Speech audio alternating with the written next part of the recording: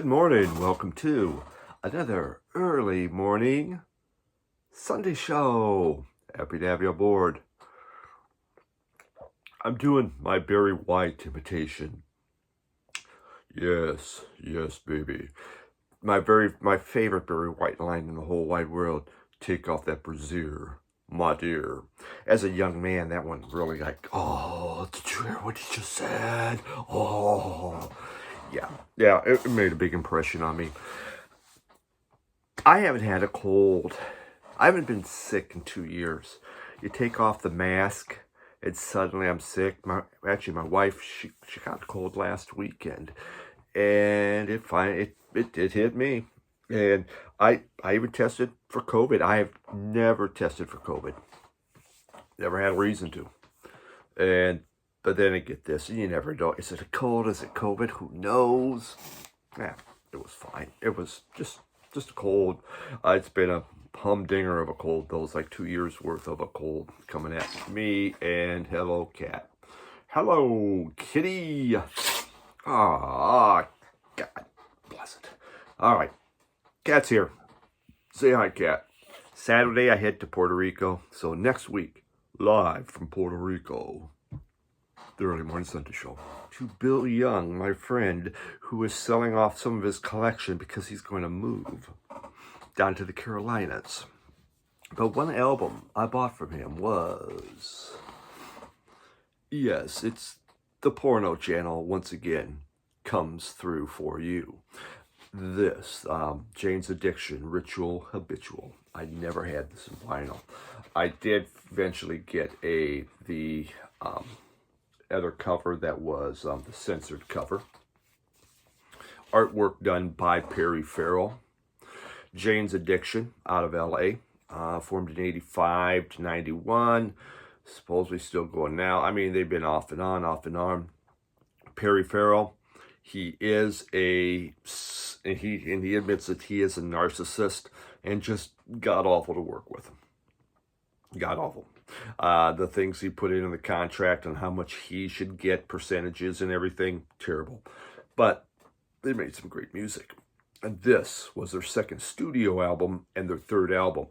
Originally, his first group was called Psych, like PSI, Psych. But they're trying to decide what to do. And him and his girlfriend were coming up with a name. And they had another roommate with them, Jane. And so they were going to call the group Jane's Heroin Addiction. Farrell luckily thought maybe that's a little too personal. So they cut it down to Jane's Addiction. Yeah, I don't know if Jane's Heroin Addiction, how well that would sell. So I got this from Bill Young. Of course, the other members are Eric Avery, David Navarro, which really made a name for himself, and Steve Perkins. This is coming after Nothing Shocking. Nothing Shocking is one of my all-time favorite albums. The first, and it's kind of a little different. The first 5 songs really are hard rock. They're hard charging.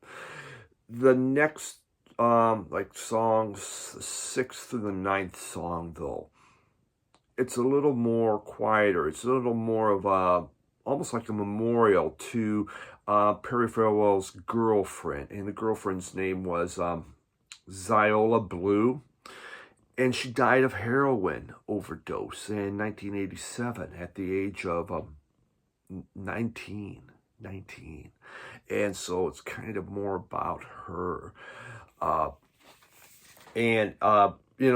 Heroin is what broke up the band. Eventually, Farrell and I believe the bass player Avery were on heroin.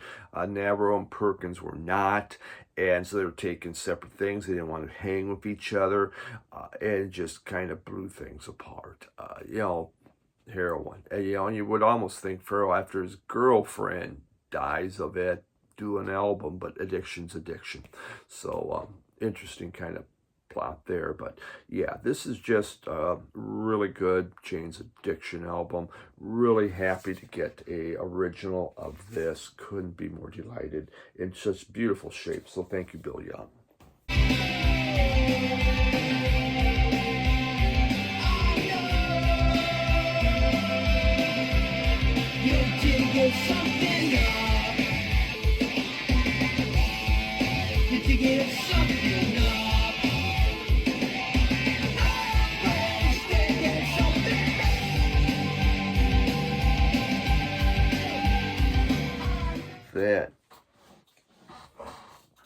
Then transition.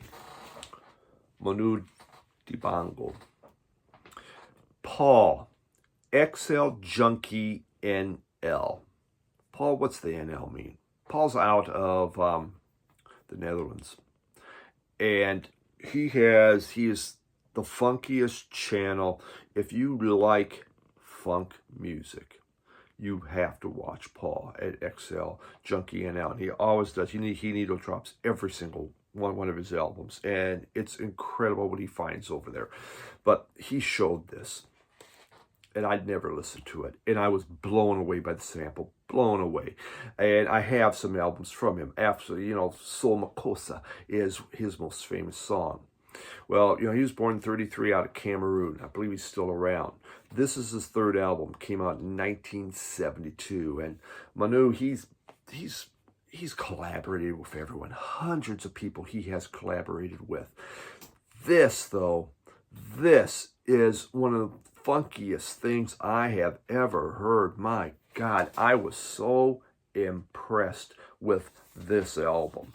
Again, it's from 1972. There are these hard charging horns on here, and it's so extremely funky. The bass and the percussion, they're like a bus, and this bus takes you to Funky Town. It just drives you there. It is amazing. It says there's only 2 songs, but they're split into other things, but it's 2 main songs on here: Soul Fiesta and African Battle. It is a fusion of Afro-Caribbean music with Latin and funk influences. It's so danceable. If you don't get out of your seat and start shaking your butt, something's wrong with you. This is amazing. For those that like the funk, this thing is incredible. Wow. Just freaking wow. Wow. Great stuff.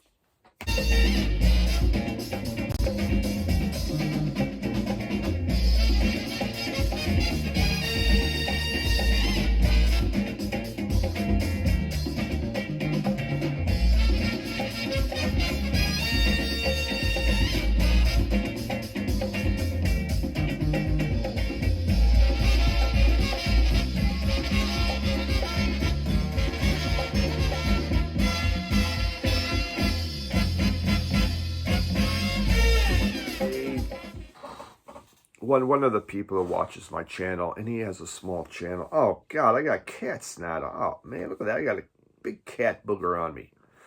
Oh man, that's gross. All right, I transitioned. Okay, there was someone that follows me, and we've talked on the phone, and his name's Bennie DJ. Bennie DJ, we've talked last year, and he wanted to send me something. Well, he did send me something. Gave me a beautiful letter here. Very, very nice. And Bennie DJ, he is out of the Los Angeles area, down that way. And his name of his channel, he changed it. It's called Music and Art Incorporated. Music and Art Incorporated. And that allowed him to put his 2 favorite things together, music and art. And Benny, I couldn't agree more with you, because music and art is what I really love. And his real name is Daniel. And I'm passionate about art. I go into an art museum, to me, it just gives me chills every time. Well, he wanted to send me some stuff. And his channel, take a look at it. He only has 13 subscribers. And right now what he's done is he's spent a lot of time making playlists of a lot of different videos and of music. And it's great stuff. Yeah, actually, I'll go on there and I'll play it just to listen. something to listen to, like for the background, but it puts a lot of time into it, and very, very enjoyable. I'm looking forward to your room tour, Benny, when you get that done. But he sent me 3 albums. The first one here is Deer Hunter. I've never had anything from Deer Hunter. I know of the group, but just one I'd never bought. And they formed in 2001, and it's kind of, shall we say, alternative indie rock. They came out of Atlanta area. They put out 8 LPs, and kind of in various genres, really, in all honesty. But this one is their 7th one. It's called Fading Frontiers. Came out in 2015. This is a kind of different album, because what had happened is Bradford Cox, which is their main man of the group, the songwriter, kind of got it going. In 2014, he had a car crash, and he had extremely serious injuries. Eric Weinbender, kind of scary when you think about that, right? And these made him rethink life. They made him to sit back and to reflect, and it gave his perspective of life a whole new. It gave it a jolt, quite honestly. And this is, listen, we got to be thankful. Every day's a blessing.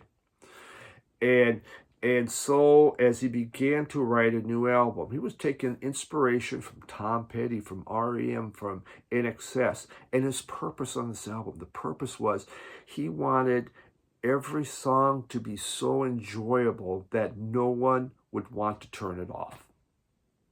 And I like that. That's my kind of album, when we're trying to make every song's great. And I just, that flows, and there's not like a clunker on there, nothing experimental that makes you kind of scratch your head. And that's what he came up with. There's a lot of nice chimey guitars on here, interlaced in here. A lot of real good mid-tempo gems that have this beautiful harmonies happening. And it's, the music's like meeting an old friend. You haven't seen this old friend in a long time. You meet and you sit down and you just get to know each other again. It's extremely enjoyable. What a great album, Deer Hunter. Daniel, this was really, really good.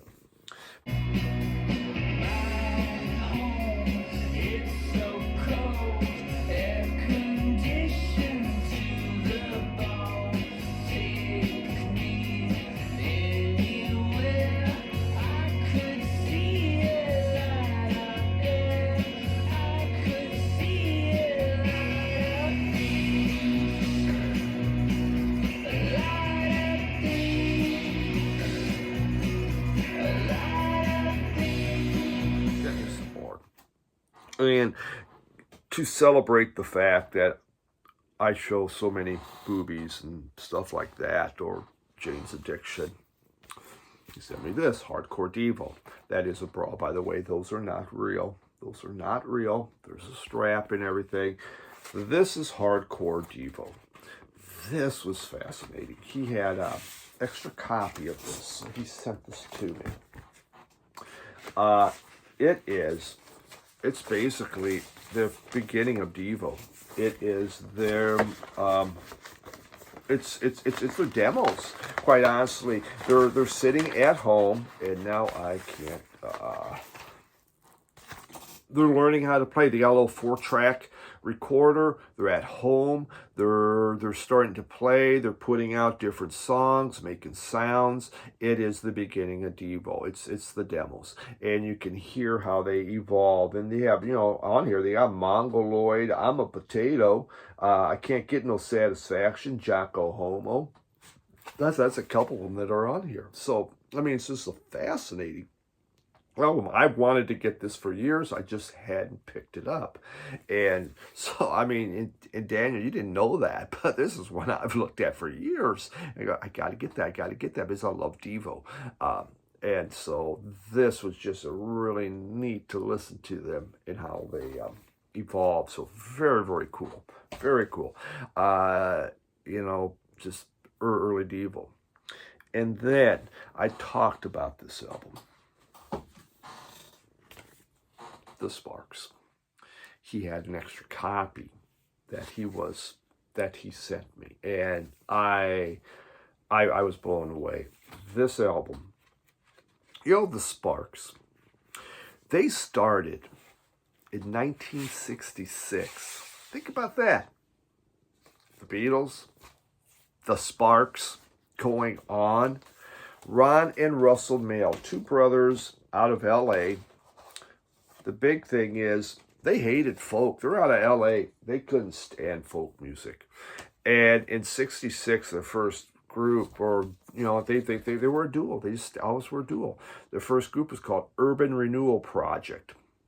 They then switched it to, I believe in 68, to Half Nelson was the name of it. And finally in 72, it became the Sparks. This here is their fourth album, Propaganda, in 74. And what makes it so important is I was at home and we were watching, I remember when this came on, 1975. This album came in 74. In 75, I was watching American Bandstand. And these guys come on. And I wasn't in the room. My brother goes, "Okay, you got to get in here. Let's look at these guys," and come in. And it's just, oh my God. He has a Hitler mustache. Who wears a Hitler mustache? I mean, to this day, you just don't see Hitler mustaches. Why? Because it looks like Adolf Hitler. And you just don't do it. And there he is.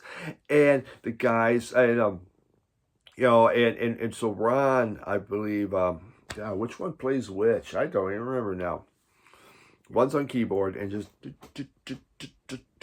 stock still. Just serious. To this day, just serious. Never smiles. And the other one is just his voice. Oh my God, he just has this a cappella, this high voice that can be grating. It can be absolutely drive people nuts. But if you like it, you like it. And I fell in love with this album. They played BC. I'm playing you two snippets. I mean, I love every song on this album because it's my teenage years. This was an important part of my teenage years. This was something so out there, so different, and made me pay attention to what was going on. And there's 70 albums like Come On to My House, now I can't think of the other ones, but I really loved them. Never became big in the U.S. They went to Europe, and huge in Europe, big in Britain, but never in the U.S. They're re-releasing a lot of their albums now. I just saw that stuff coming up because they've gotten really big and popular. So, hey, I'm big. Let's release.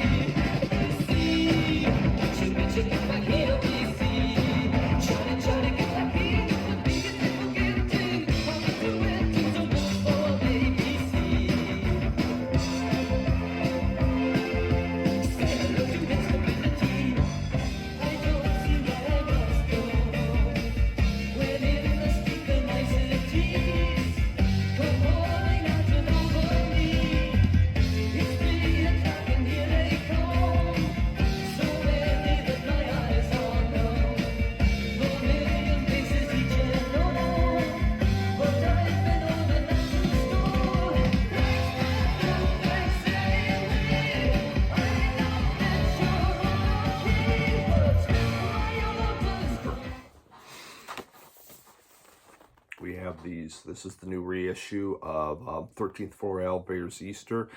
This is Rocky Erickson, and it's a 2-album set of The Evil One, where they put a lot on there. Great stuff here. So the 13th Floor Elevators, we'll just start here. They formed in 65, broke up in 69. This is a neat package. It's in mono and in stereo. Gee, what should I listen to, mono or stereo? Okay, it's one of those things as record collectors we buy. In all honesty, did we really need it? No, probably not. Did we spend extra money? Yeah, we probably did. But we're happy because we're a record collector and we like doing crap like that because that's what we do. Hey, at least you're not sneezing on the cat. this was, so, I mean, Easter was their second album. And you know, they are considered, this band made, basically they created psychedelic rock. They coined the term. Their electric jug player Hall, and Tommy Hall. He actually wrote most of the songs, and he was the electric jug player. And so he coined that phrase, I believe it was in '66, and it just took off. Now, electric jug, let's just talk about that. 13th Floor Elevators is known for that woo, woo, woo, this electric jug they're playing. And it's kind of cool. But after you hear it on every song, I find it extremely grating after a while. It's like, oh my God, again. And they have 2 albums of electric jug. And it's going to happen. Why? Because Tommy Hall, the electric jug player's writing all the songs. Well, what is he going to write in there? Well, we got to have more jug. More jug. Put on more electric jug. And thus they do. And so, it's fun songs. They're cool and everything. But after a while, the electric jug gets a little much.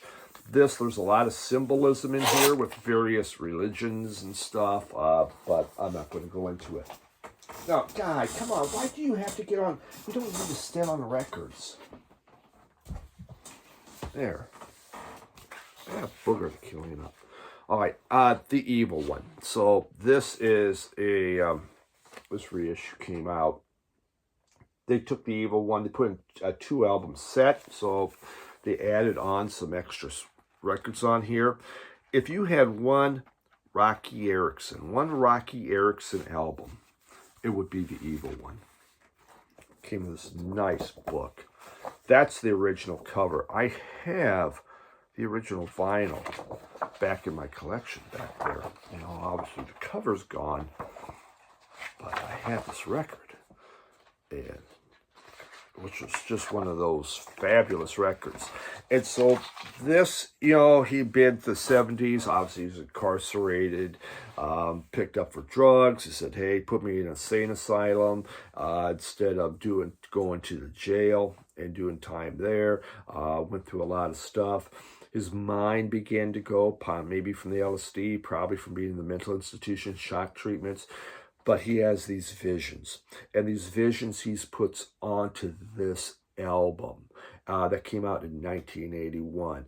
And this has some of his very best songs, some of the best songs he ever did right here. This is the one. The Evil One is what you want to get. They are haunting and frightening visions. I mean, it's serious. It almost sounds like comic book. This is psychobilly to the nth degree. Not cramped psychobilly, which is kind of fun and stuff. This is really scary because he's talking about what he's seeing. He's seriously seeing this crap. Basic blueprint to psychobilly. You have 2-headed dog. I think of demons. I walk with a zombie. Don't shake me, Lucifer. What a great song. Night of the Vampire. Cold night for alligators. Creature with the atom brain. Stand for the fire demon. Bloody hammer. If you have ghosts, come on, folks. Wow. Just wow. And so his mind, he's envisioning seeing this crap, man. Scary, scary stuff. Great music. No electric jug. Zippo. Nothing. Just amazing album. The Evil One. Over 13th Floor Elevators, I would get The Evil One any day of the week. It is so freaking good. And so this reissue, this one came out in 2013. Really neat.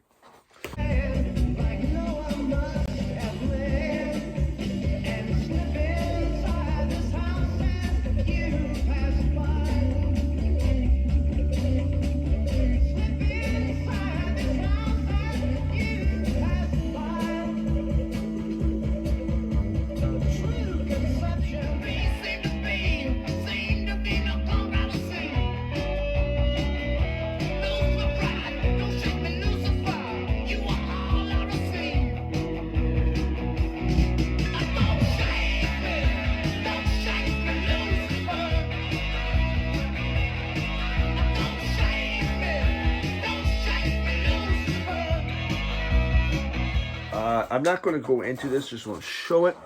Squeeze's Greatest Hits. And Mark from Mad for Vinyl, thank you for sending me this. I've never really had any Squeeze, but the reason why I had it is I bought the book. And time to plug James Griffin, a guy that I have known for my 4 years in the VC. We've traded VCLT, and I appreciate him so much.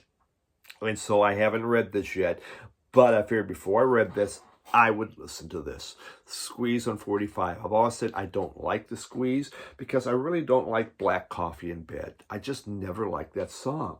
But side one, they have all these kind of more punkier stuff. And I go, I like that. In fact, I knew some of those. And so I like their punkier side. And this is about the beginning of Squeeze. So I have this, so I can read this and get it. Right now I'm reading about some lady, she's a cook or a chef, and her travels through England, each county of England. Yeah, of all things. Okay, final one. Wayne Shorter here, and this is Supernova on Blue Note. This came out, I believe, in 72. Actually, it looks like it was recorded in 69. You can hear Miles Davis, Bitches Brew, in here. You can hear where Bitches Brew's actually going. He took the fusion. I mean, he was working with Davis, right?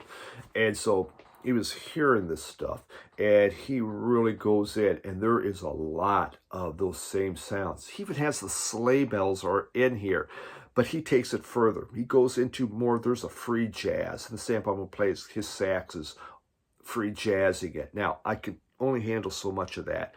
I don't mind this because I hear so much of Bitches Brew going on in here, and the similar kind of fusion feel of Bitches Brew. Really enjoyable. Is it my favorite Wayne Shorter? No.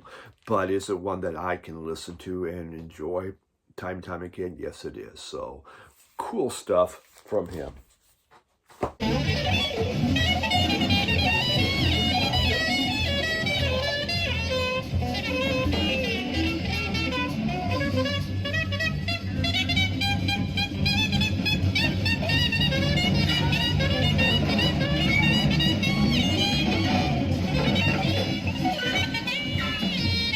That's it. Thank you for enjoying my Barry White voice today. It's very, very nice, very, very exciting. Probably have a midweek again, I guess. And if you didn't see last week's midweek, I did a couple contest entries, and we told a lot of stories. Might enjoy them. Thanks for watching. Time to clean up a cat booger. Bye.